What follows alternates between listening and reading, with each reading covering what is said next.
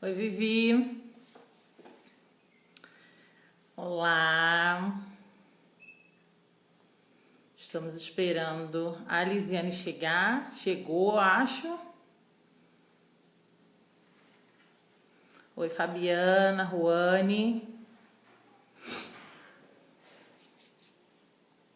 Só clicar lá na solicitação, Vivi. Ou, Vivi, Lisiane. Pronto. Agora vai. Oi, gente, bem-vindos. Bem-vindas todas. Aí, olá, Olá! boa noite. Deixa eu só enquadrar aqui. Ir mais para Tudo... trás, então. Peraí, deixa eu Isso. só arrumar um Só um pouquinho. pouquinho mais para cima.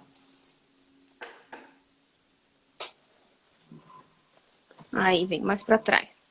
Fica melhor? Tá ótimo, tá? Que luz incrível, queria eu. Nossa, é que você não viu o fundo aqui. Tudo bem? Tudo bem. Gente, deixa eu apresentar vocês. Essa é a Lisiane, ela é psicóloga, trabalha com neuropsicologia, também trabalha com o método ABA, né, Lisiane? Mas a gente não Uhum. vai falar sobre o método ABA hoje, a gente pretende fazer uma outra live para falar sobre o método ABA. Hoje a gente vai falar sobre o tabu, né, que eu acho, do autismo, que é a busca do diagnóstico, que é uma complicação para muita gente, dá muita confusão para muita gente. E ela, como neuropsicóloga, está vindo aqui, como psicóloga que trabalha na neuropsicologia, está vindo aqui falar um pouquinho para gente, porque eu tive a experiência de conseguir o meu diagnóstico por causa de uma neuropsicóloga que salvou a minha vida. Então, assim, é a importância da neuropsicologia no caso da busca do diagnóstico não só do autismo, né, Lisiane, como de outros transtornos Uhum. e várias outras comorbidades também não é. A gente fala do autismo porque o meu canal é de autismo, mas Uhum. a neuropsicologia engloba muita coisa, né? Sim. Então, eu vou só contar para você poder falar desenvolver, né? O que que Uhum. aconteceu comigo bem rapidinho. Quando eu comecei a ver as dúvidas no Theo, eu corri no neurologista, tá?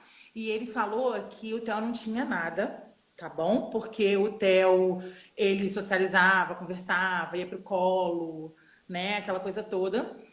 E falou que no máximo o Theo tinha um TDAH, para eu, se eu tinha alguma dúvida. Encaminhou para a fono, a fono falou que o Theo não tinha nada, encaminhou para o TO. E a única coisa que eu acho que de boa que ele fez, porque ele falou um monte de coisa, enfim, que eu nem vou citar aqui, mas ele falou assim: olha, então faz o seguinte, já que você está com tanta neurose na cabeça, vai numa neuropsicóloga, que eu acho que foi a melhor coisa que ele fez, Uhum. assim. E aí eu procurei uma neuropsicóloga porque ele tinha dado TDAH. A fono falou que não era nada.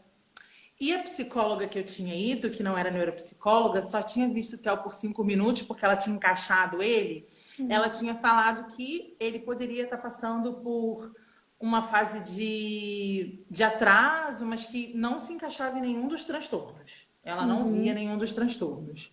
Foi quando eu cheguei na neuropsicóloga. E quando ela falou assim: olha, Priscila, primeiro, a gente não pode analisar o seu filho, nem avaliar o seu filho assim, em 5 minutos, 10 minutos, numa consulta. Eu vou precisar de Uhum. no mínimo umas 4, 5 consultas. Eu quero conversar com vocês, com os pais. Eu quero saber lá da infância dele, lá de trás. Eu quero ver como ele age, como ele brinca e tudo mais. Aí a gente começou a ir, a gente fez uma escala. Ela trabalhou com uma escala, eu não sei o nome, mas era uma escala em que fazia pontuação. Então, por exemplo, entre 1 e 3, entre 1 e 5, ele socializa muito bem com criança. 1 é pouco, 5 é muito. Uhum. Entendeu? Então a gente ia fazendo essa escala e aí ela fez um somatório depois de pontos. E aí, para saber se ele estava no espectro ou não, e aí deu que ele estava no espectro, mas ela já tinha percebido, porque ela botava ele para brincar e ela viu as estereotipias nas brincadeiras. Ele tinha o flapping, né? Na Uhum. época, não tem mais, mas ele tinha quando ele tinha muito. Então, ela já meio que já tinha percebido há mais tempo, mas ela estava fazendo uma avaliação de várias consultas, né? Uhum. Então, eu queria que você explicasse para a gente, porque tem muita mãe que está dizendo, olha, tem muita mãe que me procura aqui no Instagram que fala, Priscila, eu não consegui diagnóstico. Eu fui no médico, o médico falou que meu filho é autista, o outro falou que meu filho é TDAH, o outro falou que meu filho tem depressão, Hum. o outro falou. E assim, as mães ficam perdidas. E assim, eu queria saber, assim, que eu sei que a neuropsicologia é muito importante nessa parte.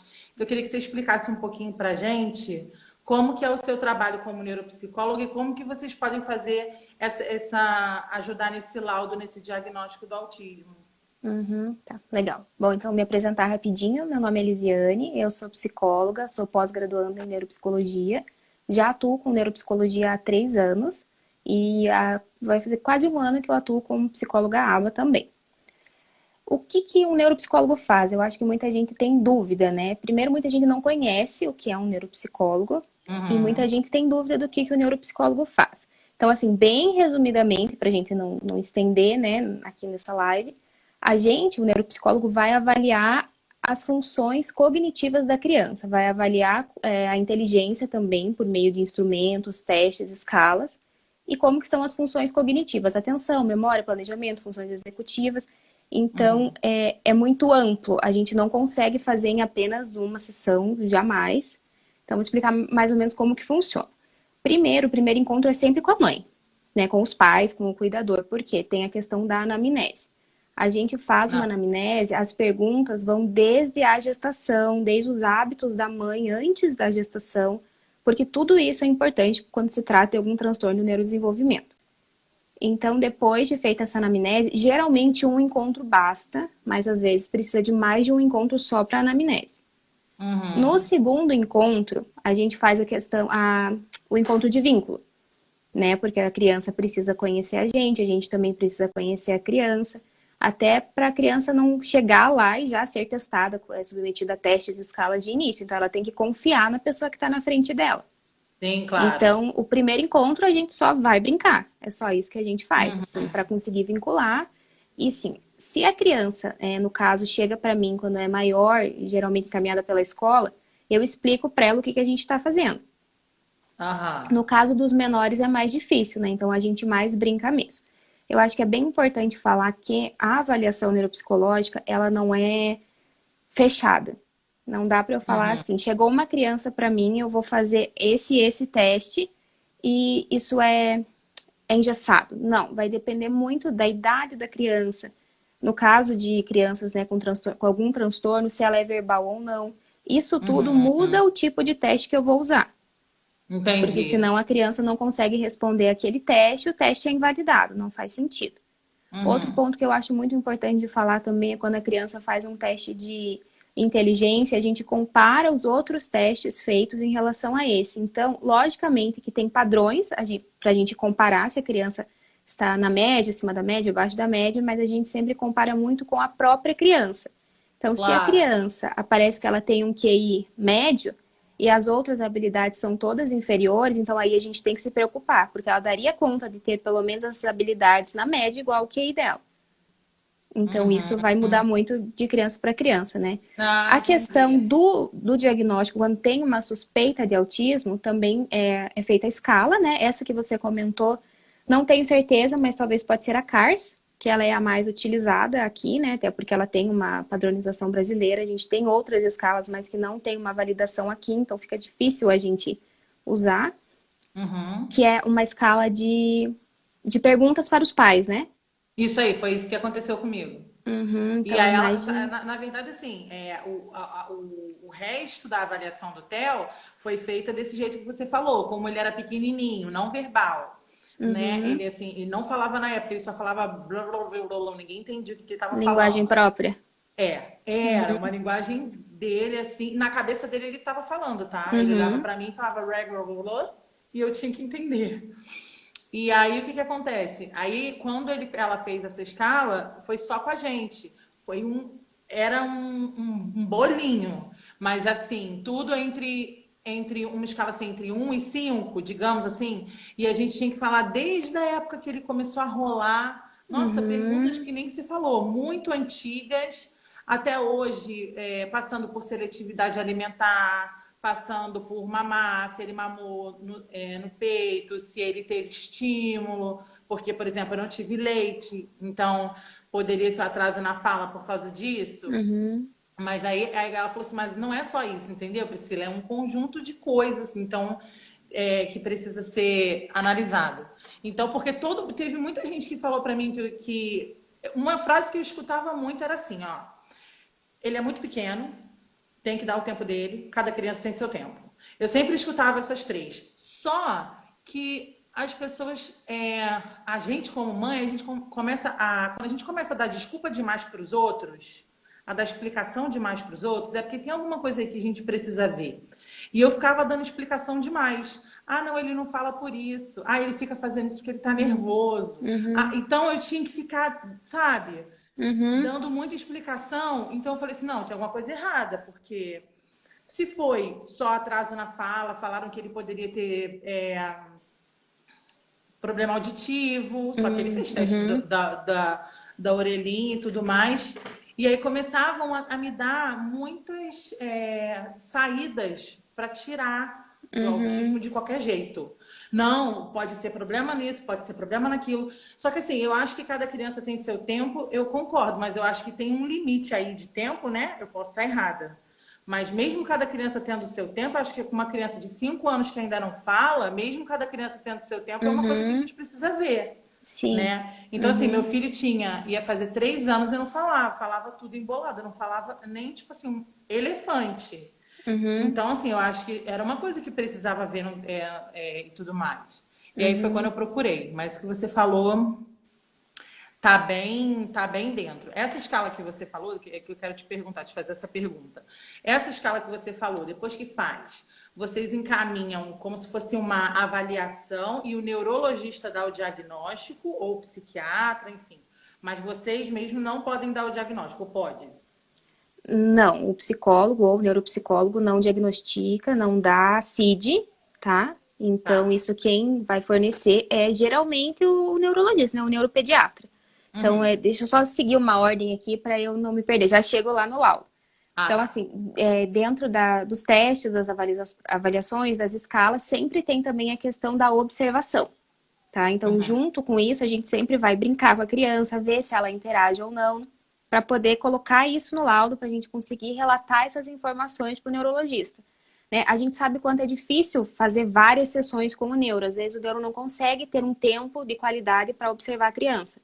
Então a gente Aham. faz essa observação no brincar, se ele compartilha o brinquedo, se ele aceita os comandos que a gente passa. Uhum. E sempre tem um tempinho para brincar na sessão também. Sabe, às vezes quando eu fazia estágio, era espelho, e eu me preocupava muito que o pai passasse e visse no espelho que a gente estava brincando com a criança. Porque o brincar também nunca é só um brincar. Tem a questão do vínculo, né, de você manter o vínculo, tem a questão de você observar. Imagina, uma criança de 4 anos ficar lá 50 minutos só respondendo a testes, a escalas, a Claro, atividades. Né? claro. Então é importante, até para que a volta dele não seja aversiva. Para que ele pense, quando ele chegar no lugar, putz, tô aqui de novo, vou chorar. Né? Então, por isso que Aham. é sempre importante o brincar. Uhum. Depois que a gente colheu todas as informações dos testes, escalas, fez tudo, a gente vai ter um tempo de correção e produção do laudo. Então, esse tempo é que demanda mais da gente, porque a gente tem que estudar muito para conseguir produzir um laudo, que também é único cada um, né? A Uhum. partir disso que a gente encaminha. Assim, quando tem a suspeita do espectro, né, do transtorno espectro autista, a gente, se utilizado a CARS, a gente escreve o que o teste diz, porque o teste diz ali, né, tantos pontos, né, é 30, autismo, é tantos pontos, autismo leve, autismo grave, não autista. Então, a gente coloca o que o teste informou junto com as outras informações colhidas durante os atendimentos. Então, Uhum. isso vai facilitar para que o neuro forneça o diagnóstico. Então, assim, Aham. a gente não fornece um diagnóstico, mas a gente também não exclui. A gente fornece as informações para que o neuro possa fechar. Isso. Aham. Tá. Não, isso aconteceu comigo. Quando eu cheguei na neurologia, aí eu troquei de neurologista.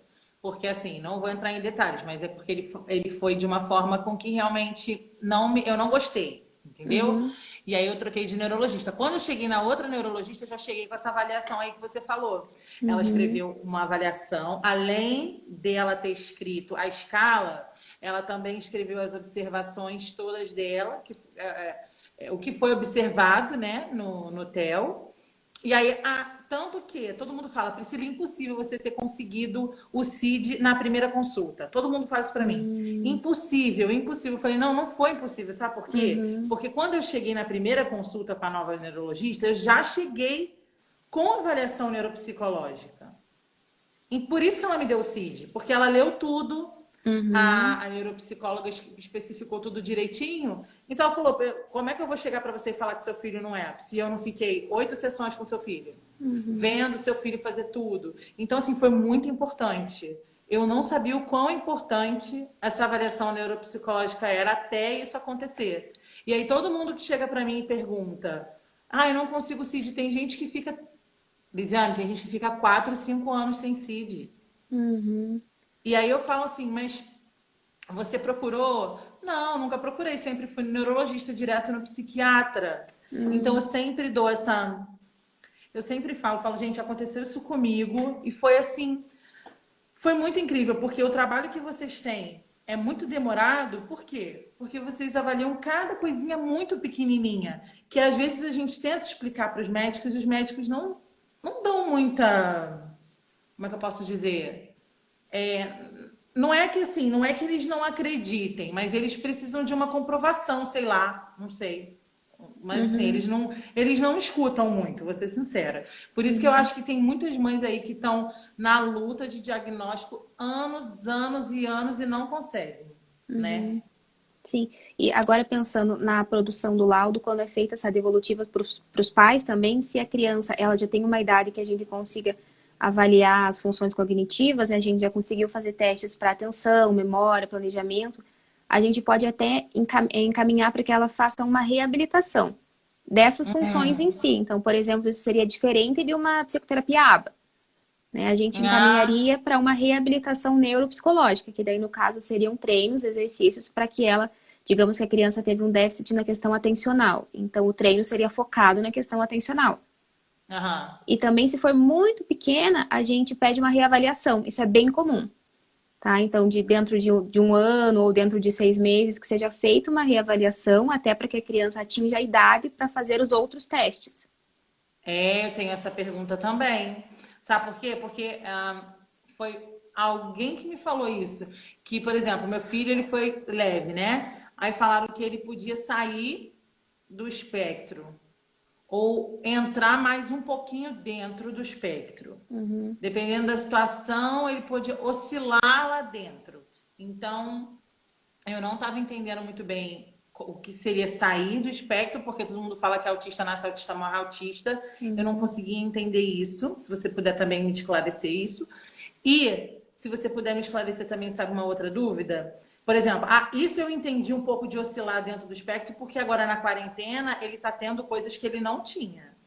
Na quarentena e está aumentando super audição, ele não tinha muito, está aumentando a parte sensorial dele, ele não tinha muito, né? E umas outras comorbidades que até se confundem com outros transtornos, que eu até vou conversar isso com você depois sobre isso. Mas em relação a oscilar dentro do espectro, sair, ou então ficar do severo para o moderado, do moderado para o severo, ou ir para o leve, existe isso? Eles podem mudar? Então, eu acredito, isso divide opinião de muitos neurologistas, se sai do espectro ou não. Eu acredito que eles mensuram isso por conta das escalas. Então, se ele fizer a escala agora na quarentena, talvez alguns comportamentos que você pontuou 1, agora você vai pontuar 5. Então, isso vai alterar a classificação dele dentro daquela escala. Então, talvez se você retornasse agora e fizesse uma nova avaliação, poderia aparecer autismo leve, autismo moderado. Entende? Exatamente. Essa questão de variar no espectro baseado nas escalas. Isso.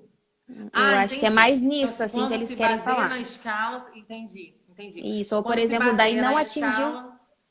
Não atingiu 30, atingiu 29. Então não vai dar lá não autista. A escala vai sugerir não autismo, é o que vai ser escrito no relatório. Entendeu? Entendi. Mas no geral, assim, a criança... É como se a criança na minha opinião, eu acho que a criança ela vai continuar autista para sempre. Só que vai ter momentos da vida dela em que ela vai estar mais estimulada, mais desenvolvida. Não significa que o espectro saiu do corpo dela, né? Mas Uhum. assim, eu acho que vai ter momentos que ela vai estar mais, vai ter momentos que ela vai estar mais frágil. Você vê agora na quarentena, ele está muito mais frágil, então está muito mais estressado, com muito mais coisas. E aí acontece tudo isso. E aí, quando tá muito estimulado, TO, fono, não sei o que, escola, tudo maravilhoso, Uhum. a escala daria tipo 29. Então, assim, ele saiu, Uhum. ele não é mais autista. Sim, e é um corte muito pequeno, né? Por que que 29 não é e 30 é? Então, Pois assim, é. agora a minha opinião totalmente pessoal, Isso. é Tá. assim, que se está dentro do transtorno do espectro autista, continuará. Porque a gente sabe que tem algumas questões fisiológicas mesmo, tamanho de cérebro, de cerebelo, que isso acontece no autista. Então, Uhum. o que pode aumentar ou diminuir são os comportamentos que ele exibe. Uhum. Do tipo, na quarentena, sem tanto estímulo ou sem tanta intervenção, os comportamentos inadequados, principalmente, estão aumentando. Claro. Né? Se ele está em terapia regular, tendo estímulos, está na escola, uma rotina bem fixa, os comportamentos diminuem. É. Não, também dizem que também tem muita, por exemplo, dizem que os autistas eles têm muitos estudos comprovam que eles têm, por exemplo, parte né, que você falou assim até clínica mesmo, como por exemplo comorbidades intestinais, assim. Eu converso com outras mães, a maioria fala que tem alguma coisa aí intestinal, ou é de um jeito, ou é de outro, ou é para uma forma, ou é para outra, mas que tem. Então, se a criança saísse, isso também ia passar, né? Então, esse que é nessa linha que é meu raciocínio, essas questões fisiológicas que são além do comportamento, né? Elas também cessariam? Daí sim, daí daria para dizer que saiu totalmente do espectro, né?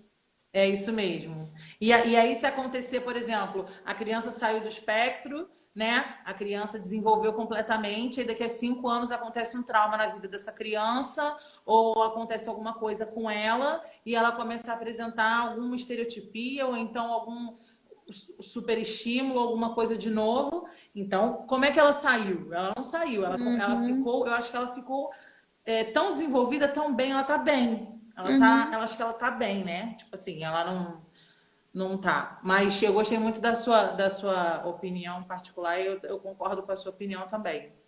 O que eu queria te perguntar agora, que é uma pergunta de muitas mães, tem uma mãe que me mandou já umas 10 mensagens sobre a mesma Uhum. coisa, que ela não para de me mandar mensagem dessa criatura, que é uma dúvida que eu tenho também, muito. O que que acontece? As neuropsicólogas, elas trabalham não só com espectro autista, como com TDAH, né? Que é o déficit de atenção e hiperatividade, trabalha com TOD, que é o opositor desafiador, e tem vários outros também, tem dislexia, vocês trabalham também, várias outras Uhum, coisas, descalculia, né? Enfim, uhum, e, e tudo mais. E a gente fica com muita dúvida, por quê? Porque, por exemplo, o TEL. O TEL é transtorno de espectro autista com comorbidade STOD, né? O que que é isso? Tipo assim, quando foi explicado para mim. Ele está apresentando comorbidades do transtorno opositor desafiador, ou seja, o TEL está no momento assim. Ele não pode ter nenhum reforço positivo, Lisiane, nenhum. Se ele tá brincando e eu falo assim, ai, parabéns, você conseguiu, ele derruba tudo da mesa. Fica com raiva, não uhum, gosta. Se eu falar assim, nossa, você comeu tudo, parabéns, ele vira o prato. Então ele está começando a ficar com muita irritação. E ele está começando a ter crises de raiva. Entendeu? Não tinha isso, mas está começando a ter. uhum, Crises de raiva e ficando muito nervoso, e tudo que você fala é o contrário. Por exemplo, olha o cavalinho, que lindo, o cavalo é feio. Aí fala, olha que cavalo feio. Não, o cavalo é lindo. Entendeu? Mas eu uhum, nunca, nada que eu vou falar, ou que outra pessoa vai falar, vai estar correto. Da mesma forma que ele também tem um quesinho de hiperatividade. É uma criança que não senta. Eu não, assim, agora até eu tô vendo. Mas eu falo que ele anda dentro de casa quilômetros, brincando assim, sabe? E então, assim, tá muito interligado, porque tem criança que é diagnosticada com TDA, com TOD, e que falam assim, ah, mas eu acho que ele é do transtorno do espectro autista, porque eu vejo isso, isso, isso. E aí eu vejo crianças que falam assim, não, mas o meu filho é TDAH, mas pô, eu também vejo isso, isso, isso nele, que também é do autismo. E tudo se misturando, e todo mundo nessa dúvida. Você pode falar um pouquinho sobre isso, por favor? Sim. Então, a comorbidade, o que seria, né? Quando dois ou mais transtornos acontecem simultaneamente. Você falou os três que mais estão ligados, que é o TDAH, o TEA e o TOD. Uhum. Todos são possíveis e frequentes, é muito alta a taxa de serem comorbidades um do outro. Então, Uhum. assim, o transtorno espectro autista, algumas das principais comorbidades que eu lembro agora, são várias, mas é o distúrbio do sono, o TDAH, o TOD, a deficiência intelectual, deficiências motoras também. Uhum. Dentro disso, tem o TDAH. Principais comorbidades do TDAH: transtorno espectro autista, transtorno opositivo desafiador, transtorno de ansiedade. Temos o TOD, né? Transtorno opositivo desafiador. Também tem como principais comorbidades transtorno espectro autista e o TDAH. Então, assim, eles estão muito ligados. Nossa, O é. que, ao meu ver, faz muita diferença é você conseguir identificar qual é o transtorno base, qual que fala mais alto, tá? Porque, por exemplo, eu já atendi uma menina, adolescente, que ela, quando chegou, era a questão maior que a mãe trouxe era autismo. Mas o autismo era muito sutil. O que era a base era o TOD.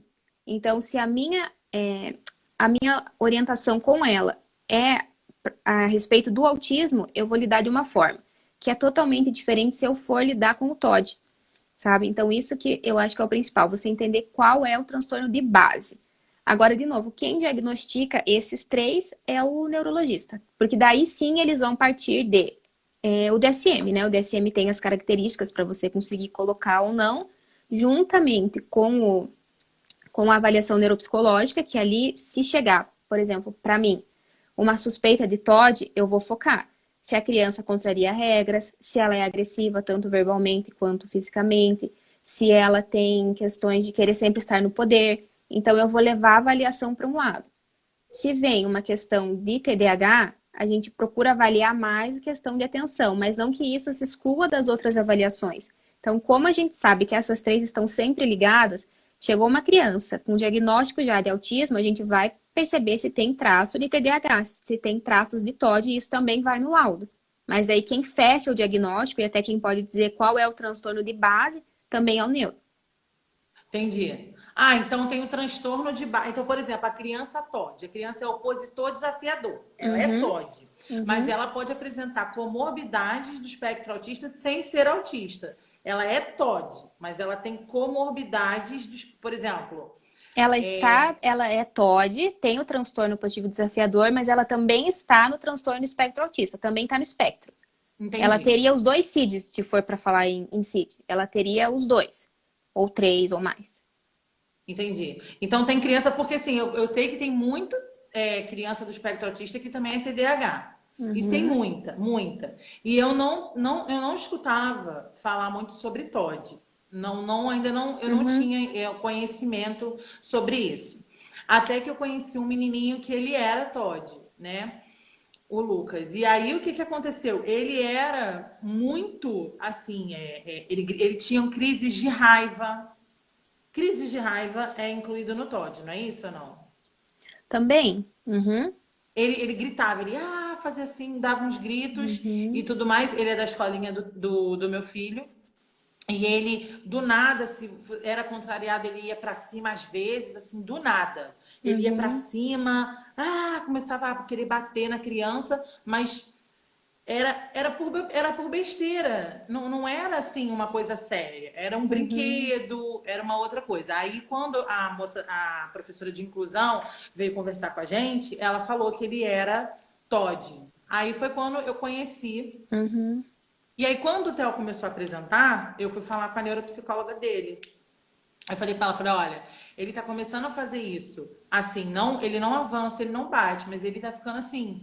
em uma coisa que você não pode falar nada com ele mais. Que tudo ele fica bravo, não gosta.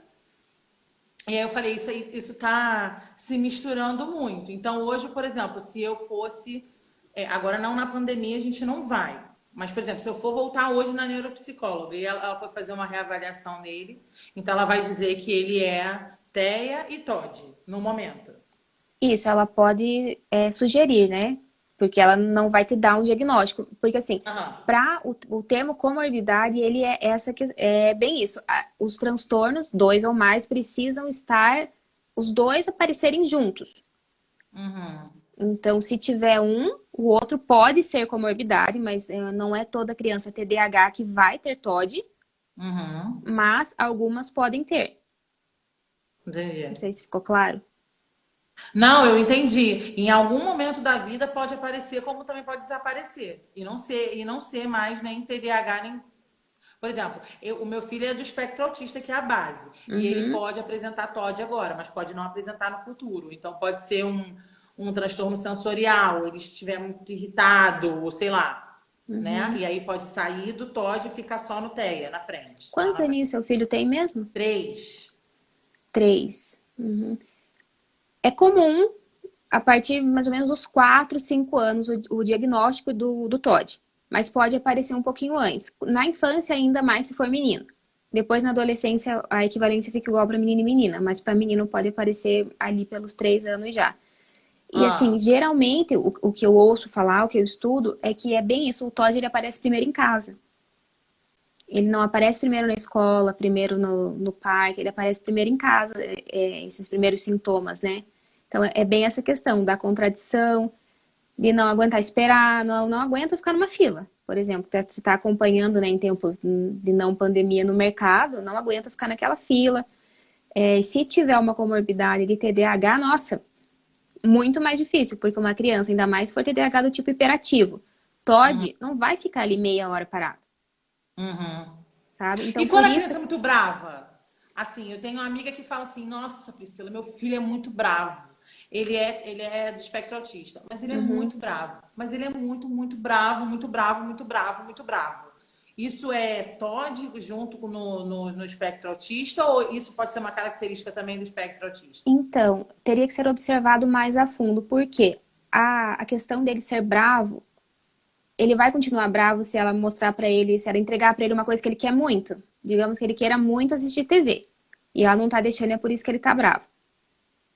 E se ela falar pra ele assim, olha, então se você vier aqui e me ajudar com tal coisa, você pode ver TV. Não tem negociação no Todd, sabe? Eles sempre querem ganhar. É sempre, é muito mais forte que eles essa questão de negociar, de ceder. Então ele não aceitaria. A briga continuaria intensa, ele continuaria bravo por isso. Agora, se ele cedesse, assim, de primeira, provavelmente não seria. Mas assim, isso olhando bem rasamente por cima, né? Mas lá, E agora o Todd falando, também tem um pouco dessa parte vingativa, né? Tipo assim, então agora eu vou. sim, muito. Tem muita gente que acaba confundindo o transtorno do opositor desafiador com uma criança mal criada, birrenta. Tem muito Uhum, isso? Vai muita mãe tem. falar isso pra você? Uhum, sim, isso acontece muito até porque as pessoas, o TOD, ele é novo, assim, pro conhecimento das pessoas, né? Então, eles acham, é criança mimada, tá chorando e a mãe não tá dando, dá logo pra criança parar de chorar. Coisas assim do tipo, mas e questão da vingança também. Isso é muito perigoso, porque se na escola isso acontece, os professores, eles não sabem como lidar, a criança frequentemente vai se meter em confusão, em brigas, em discussões, então vai acabar sendo prejudicial para o desenvolvimento social daquela criança também.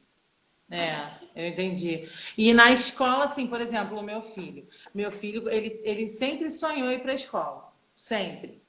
E foi o sonho dele. Quando ele chegou na escola, tinha um auxiliar na sala dele que sempre falava para ele, eu comecei a perceber isso. Ele falava assim, eu não quero ir lá naquele lugar, sei lá, vai ter aula de educação física. Ele Uhum. falava, eu não quero ir, por alguma razão, né? Aí ela agarrava ele e ia puxando ele, né? Mas aí isso fez com que ele pegasse assim pavor da escola, não queria voltar na escola de jeito nenhum. E aí ele começou a pegar muita raiva dela. E aí foi quando eu pensei na época que poderia ser Todd por causa disso, que ele começou a ficar muito agressivo. Eu achei, na verdade, eu tinha até nem pensado no Todd por causa disso que estava acontecendo na escola. Falava, será que está acontecendo alguma coisa por trás? A gente sempre pensa, será que Uhum. estão batendo nele? Ou ele está apanhando? Ou está tendo confusão? A gente sempre pensa alguma coisa Agora, na quarentena, que eu tô com ele 24 horas, eu tô percebendo que é para tudo. Uhum. Para tudo mesmo. Por exemplo, se ele tá com um cavalo, tá brincando com um cavalinho feliz da vida. E eu falo pra ele assim, ó, ai, que cavalo lindo, esse cavalo é feio, joga no chão.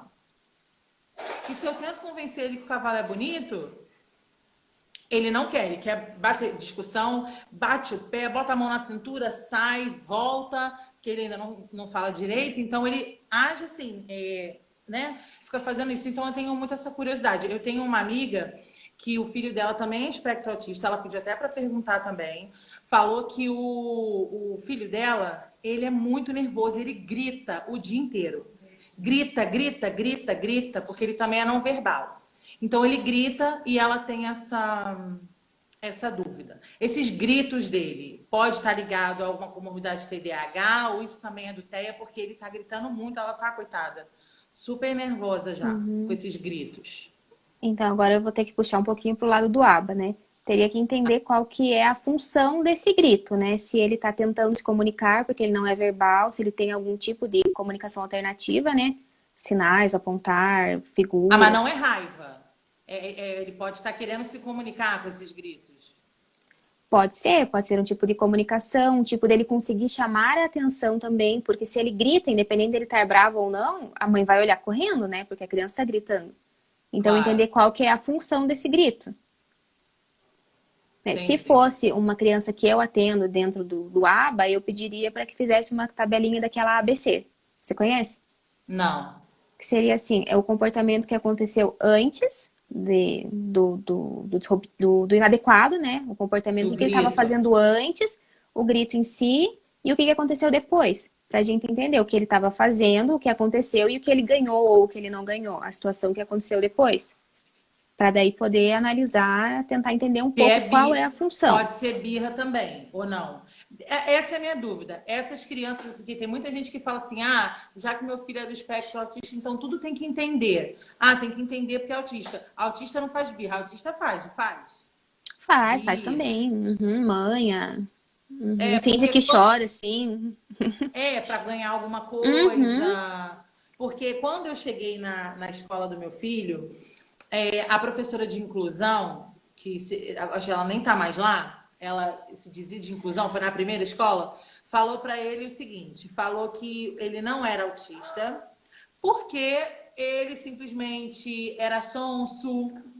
Imagina, ele nossa. fazia assim coisas assim, não pode. Aí ele ficava fingindo que não estava fazendo alguma coisa Uhum, para fazer e pegava por fora, assim, ele era malandro. E ela falando que autista não era malandro, autista não era sonso para conseguir alguma coisa, e que uhum, por isso que ele não podia usar a sala de recursos e nem era considerado, porque ainda não tinha o CID na época, uhum. não era considerado por causa disso, porque isso não era comportamento de autista. Então, você pode me falar um pouquinho sobre comportamento de Então, autista que todo mundo define? assim, é por isso que hoje é o transtorno do espectro autista, né? Porque é um espectro. Cada autista é único, cada autista vai ter um tipo de comportamento inadequado, um tipo de comunicação. Então, o que que eu vejo de comportamentos assim que são mais frequentes, tá? Que eu Tá. vejo que chegam para mim, que seria às vezes a dificuldade na linguagem, né? A maioria, isso índices comprovados já são não verbais. Então, dificuldade na linguagem, as estereotipias, né? Que, nossa, tem vários tipos de estereotipia. E talvez o flapping seja um dos mais comuns, ou o pular. Às vezes o gritar pode ser uma estereotipia também. Uhum. O Andar meu na filho ponta agora do... tá com estereotipia de guitarra e faz do nada. De Sim, quê? porque o que que é, para que que servem, né, esses flappings, esses movimentos? É uma autorregulação. Então, para ele fazer esse barulhinho, tá fazendo bem. É um jeito dele ou expressar a felicidade, dele conseguir autorregular. Algo que uma criança neurotípica, no caso, conseguiria fazer de outra forma, e ele faz assim. Faz fazendo flapping, faz pulando, andando em círculos. Andando Então, na ponta do pé? Não, andando na andar ponta. na ponta dos pés, muito frequente também, muito frequente. Deixa eu pensar o que mais. O brincar Seletividade alimentar? Não, não é uma também, característica não, é uma pesada. característica, seletividade alimentar, questões sensoriais, né? Ou tem a hipossensibilidade, ou então a hiper, né? Sensibilidade, à dor, à luz, ao toque, a texturas. Deixa eu O pensar meu quais tem outras. textura, por causa de, acho que mais da textura que ele tem acessibilidade, a seletividade alimentar. Porque ele tem Uhum, pavor das coisas que ele vai comer, por causa da textura do que ele vai comer, eu acho. uhum, Mais do que o gosto. Porque, por exemplo, ele ama chocolate. Agora, se você der um brigadeiro, ele fizer assim, ver que é uhum, mole, uhum, ele vai ter pavor. Então é o sensorial mesmo que você falou, porque o isso. gosto do chocolate é igual ao da barra de chocolate, quer dizer, às Uhum, vezes até melhor, mas ele não aceita, porque para ele a barra é durinha e aqui o negócio é mole, entendeu? uhum. Ó, tem uma amiga, Então, tem uma mãe que tá falando aqui que o filho dela parece que não sente dor. essa é uma das perguntas que a gente faz na anamnese, né? Eu, tanto como neuropsicólogo e tanto como psicóloga ABA, é essa questão de sentir dor, porque isso é preocupante para a gente tem que saber se a criança cai e bate a cabeça, ela não vai chorar, vai levantar e vai andar, mas é algo que a gente precisa cuidar, a mãe precisa observar em casa. Então, isso é muito comum também, não sentir dor, né? Ter uma sensibilidade muito alta para dor. Voltando à questão dos alimentos, né? Não é assim a minha área, isso um terapeuta ocupacional poderia esclarecer melhor, Uhum. mas questão de textura faz muita diferença, como você comentou, questão de cor. Tem até uma anamnese recente que eu fiz, a mãe falava que o filho não gosta de tons amarelos e laranjados. Então, frutas nesses tons ele não come, bolo, se for bolo de cenoura, também não, porque ele não gosta daquela cor. Então, é uma seletividade também.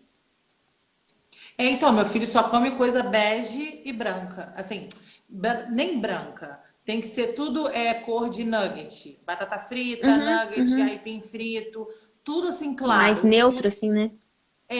tipo bege. É isso Uhum, aí, tudo neutro. Agora, se você botar alguma coisa vermelha, amarela, verde, nada. Ele não come nada, entendeu? Ele não come uhum. nada de nada e aí fica difícil porque a gente não consegue, né? Dar comida para ele. Eu fico pensando o tempo todo assim, o que que eu vou fazer se eu vou, ele só vai comer nugget com batata pro resto da vida? Como é que eu incluo isso aí tem que ser com a terapeuta ocupacional, né? Isso, Como é que eu aham. consigo incluir alguma coisa de diferente para ele comer que não seja dessa cor ou Uhum, dessa isso. textura, Uhum. entendeu? Isso um TO vai conseguir te responder super bem, essa questão de como Uhum. trabalhar a seletividade alimentar, como ir inserindo aos poucos, né? Outros alimentos, eles têm várias técnicas muito legais, assim, mas daí já foge um pouco do meu campo. E o neuropsicólogo ele atende só no início para fazer a escala e a avaliação e tudo mais? Ou você faz um tratamento assim com a criança durante meses, anos, a criança tipo faz uma terapia com você mesmo? Ou é Uhum. só de início? Então, eu faço a avaliação e se a criança tiver alguma função que precisa ser reabilitada, eu também faço serviço de reabilitação. Então, assim, Ah, de tá. início, semanal, dependendo do caso, se uma criança está com muita dificuldade na escola, por questão de não conseguir fazer o planejamento, qual tipo de memória para ela funciona melhor. Então, até 2 vezes na semana, depois vai espaçando, quinzenal, uma vez no mês. E eu sempre gosto de pedir uma reavaliação, no mínimo em um ano, assim. Em 6 meses é difícil, mas geralmente eu peço uma reavaliação em um ano. E essa reavaliação é para saber se a criança aumentou, oscilou para cima, para baixo, não sei nem como é que faz. Isso, Mas assim, para saber como a criança tá. Isso, até porque se for encaminhado para uma reabilitação, por exemplo, a criança tem um déficit de memória. Então a gente vai trabalhar a questão de memória. Então, vários treinos para que a criança consiga desenvolver mais essa habilidade. Então a reavaliação vai ser para isso, para ver se os treinos funcionaram, como que está agora, e se precisar Hum. fazer algum outro encaminhamento, ou então algum outro tipo de intervenção. Entendi. E aí, mas assim, as outras, tipo dislexia, descalculo, não tem nada a ver, não entra, eles não se misturam. Ou também tem criança do TEA com dislexia, essas coisas, ou Também, não? também, principalmente Tem. se tiver comorbidade TDAH, algum tipo de transtorno de aprendizagem é muito frequente que apareça. Ainda mais se for tanto do tempo do desatento quanto para o hiperativo, porque eles têm muita dificuldade na aprendizagem. O Uhum. desatento porque não consegue prestar atenção, focar no que a professora está passando, e o hiperativo porque não senta para prestar atenção. Então é muito comum que eles tenham algum tipo de transtorno de aprendizagem. Então, e no TDAH tem criança que tem, por exemplo, transtorno, déficit de atenção e hiperatividade. Tem criança que é só hiperativa e não tem déficit de atenção, e tem só déficit de atenção e não é hiperativo, ou eles caminham sempre juntos? Não, eles podem caminhar separado. A criança pode ter o déficit de atenção e não ser hiperativa. Ah, isso explica então. Porque assim, por exemplo, o meu eu não eu tenho eu não vejo déficit de atenção nele, mas eu vejo muita hiperatividade, muita Uhum. hiperatividade. Isso, que Demais. daí, quando o fator é na questão impulsiva e hiperativa, é mais comum em meninos. E é mais fácil de ser, é mais visível.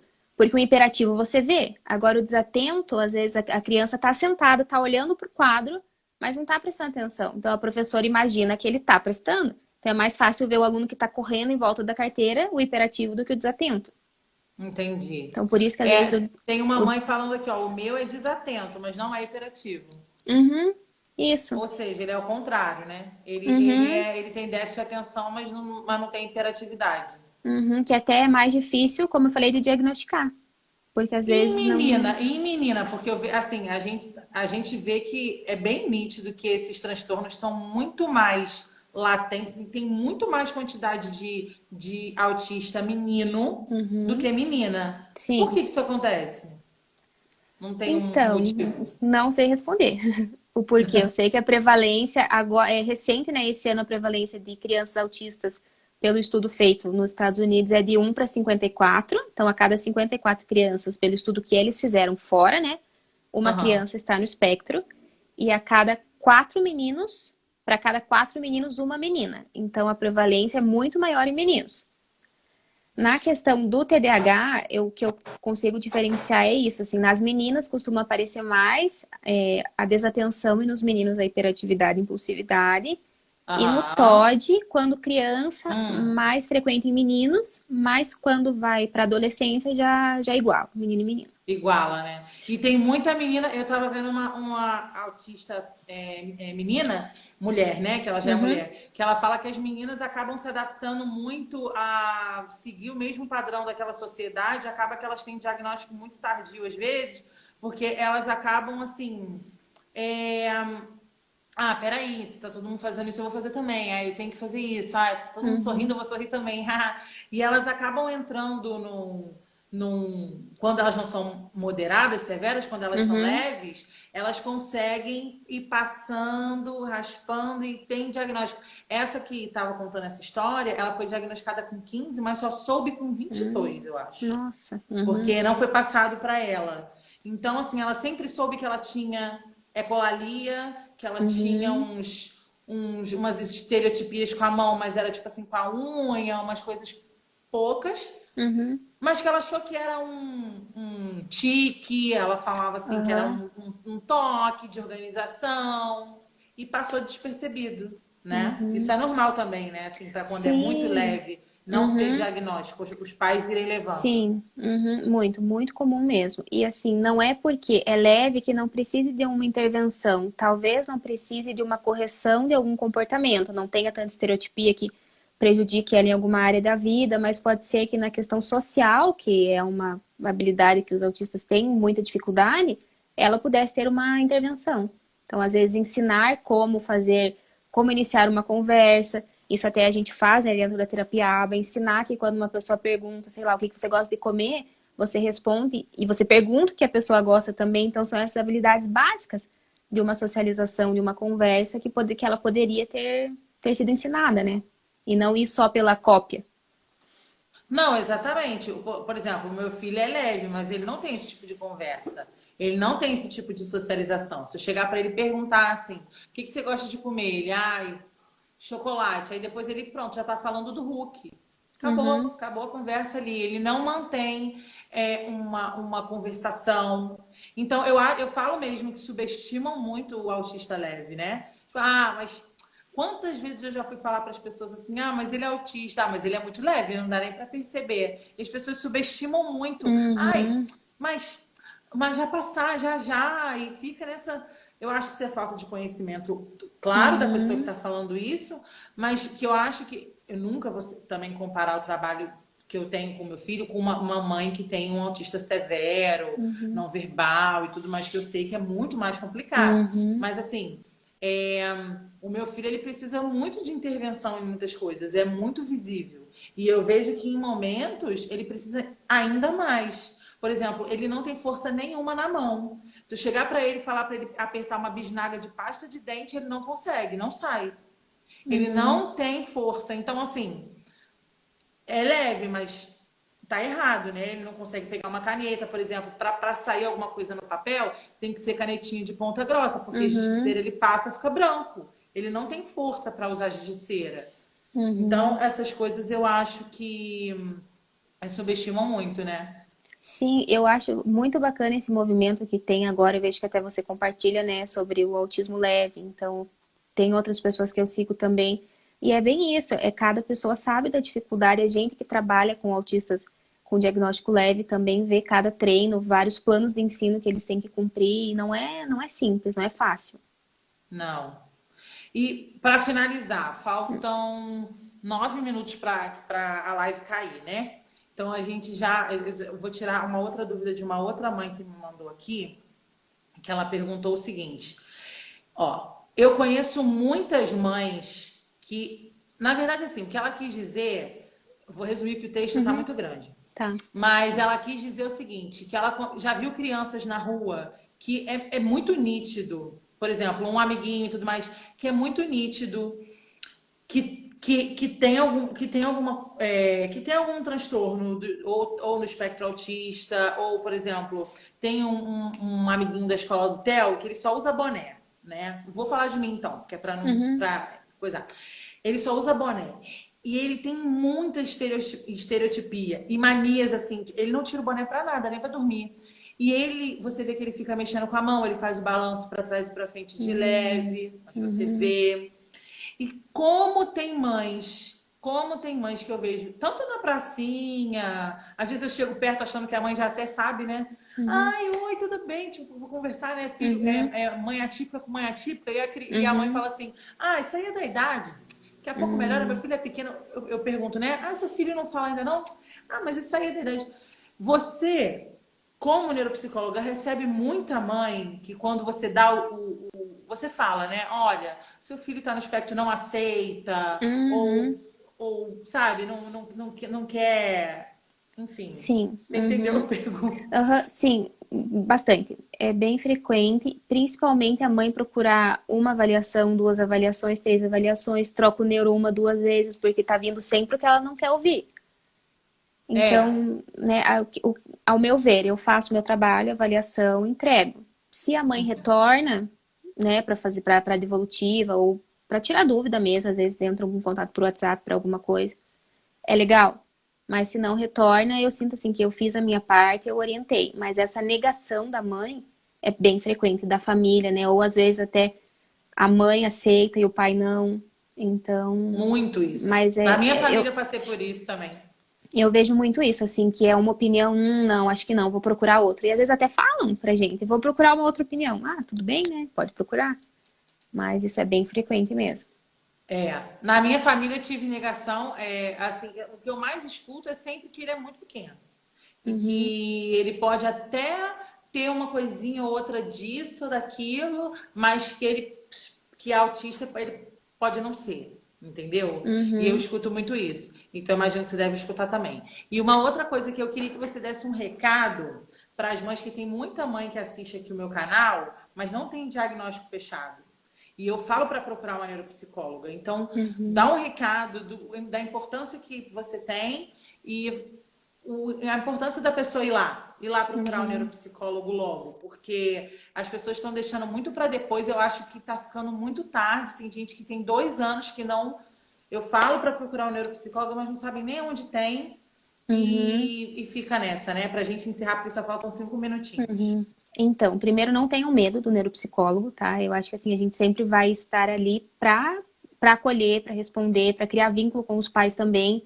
Segundo, habilidades também são vistas. Também vai escrito no laudo as habilidades que seu filho tem. Não vai chegar lá só déficit nisso, nisso, nisso. Não, as habilidades também são bem importantes e sempre são colocadas. Terceiro, se tem uma suspeita, digamos, está lá no 29 na escala, né? Tá numa suspeita. Porém, Uhum. a intervenção precoce, quanto menorzinho a criança for, né, já diz o nome precoce, não vai fazer mal. Vai estar, sempre será estimulado a criança e já é comprovado que quanto menor a criança, mais neuroplasticidade a criança tem. Então, Uhum. mais sinapses, mais conexões neuronais ela vai poder fazer para caso algum caminho que ela já tem traçado não funcione, intervenções para ela criar novos caminhos. Então é para É, isso, a mal não vai intervenção. fazer, Isso, se exatamente. chegou o diagnóstico e falou, não, aqui está comprovado, não tem autismo, não tem nenhum transtorno. Se for o caso, encerra a terapia. Se Aham. chegar, não, tem autismo, pelo menos ele já está fazendo terapia, já está estimulando as funções que precisam, e assim, consequentemente, vai ter um desempenho, né, um desenvolvimento muito melhor, tanto para a criança, para a família, para a socialização, para a escola, para a vida. Isso mesmo. Então tá, gente, ó, depois eu vou voltar com a Lisiane aqui. Provavelmente daqui a um mês a gente tem que se programar, né, por causa dos horários, para a gente falar um pouco sobre o método ABA, né, que a gente quer conversar um pouquinho. Eu tenho muita vontade de colocar o TEL já tem encaminhamento, mas até agora eu não Hum, consegui uma terapeuta para uhum, aplicar o ABA para ele aqui onde eu moro, mas eu vou conseguir logo. Eu tenho muitas curiosidades sobre o ABA, porque legal. estão falando super bem, Uhum. né? E eu não tive a oportunidade de testar isso nele. Então, muito obrigada pela participação. Ai, Espero que todo obrigada. mundo tenha gostado. Consegui tirar as minhas dúvidas. E a gente se vê então na próxima live sobre o ABA. Então tá bom. Qualquer dúvida também podem mandar no meu direct lá aqui no meu Insta que a gente vai conversando, tá bom? Obrigada pelo É, convite, gente, Pri. segue ela lá também, que ela tá sempre botando coisas novas. Segue ela lá e vocês podem fazer a pergunta para ela também. E, ou então para mim, que eu mando para ela, ou então, enfim, a gente vai se Isso. falando. Uhum. Então tá bom. Um Beijo, beijo. Lisiane. Obrigada, foi Tchau. De ótimo. nada. Tchau, Tchau, tchau. tchau.